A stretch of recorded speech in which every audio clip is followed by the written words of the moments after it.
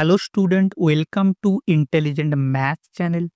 In this today's lecture, we will try to solve one question from IIT JAM 2006 paper, question number 6, that is vector calculus question. So before start solving our question, let's try to read this question thoroughly. Let C be a circle x square plus y square equals to 1. What does this circle represents? This circle represents a circle with center at origin with radius 1. Taken in anti-clockwise sense, then the value of the integral over c 2xy cube plus y d of x plus 3x square y square plus 2x d of y equals. So basically we need to find the value of this integral. This type of integral is called line integral. This type of integral is called line integral. So when we have to find the line integral, we always apply Green's theorem. Now, first understand what is Green's theorem. So basically, I am not writing the statement of Green's theorem here. I am only simply shortly summarize or shortly understanding you what is Green's theorem is. So basically Green's theorem states that DBA, so our D is a connected region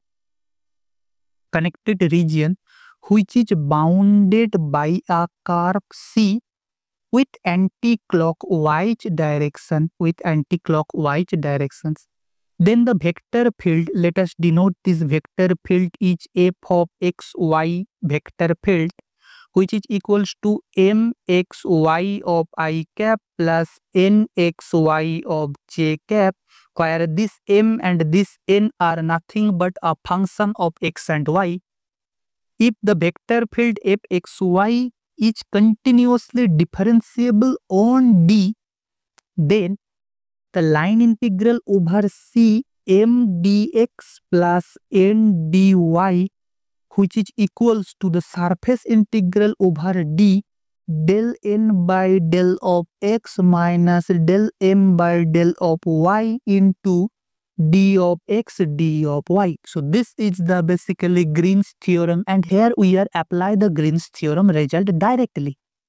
So if you can clearly observe our line integral, so from the comparison of the general form of Green's theorem to this line integral, you can see that this is the term which is our m in the general form of the Green's theorem, and this is the term which is our n in the general form of the line integrable. Now our vector field generated by this m and n is nothing but, if we can try to write this vector field, so this is nothing but 2xy cube plus of y whole into y cap plus 3x square y square plus 2x of j of cap. Now what does Green's theorem states? That the vector field must be continuously differentiable. As this is the polynomial, this is again a polynomial, and we all know that polynomials are continuously differentiable in any kind of region. Here our region is nothing but simply a closed circle with center at origin and the radius is 1. Now let's try to first calculate del n by del x and del m by del y. Okay, so here m is our, what is our m? M is our 2xy cube plus of y, and what is our n? N is our 3xy square plus of 2x.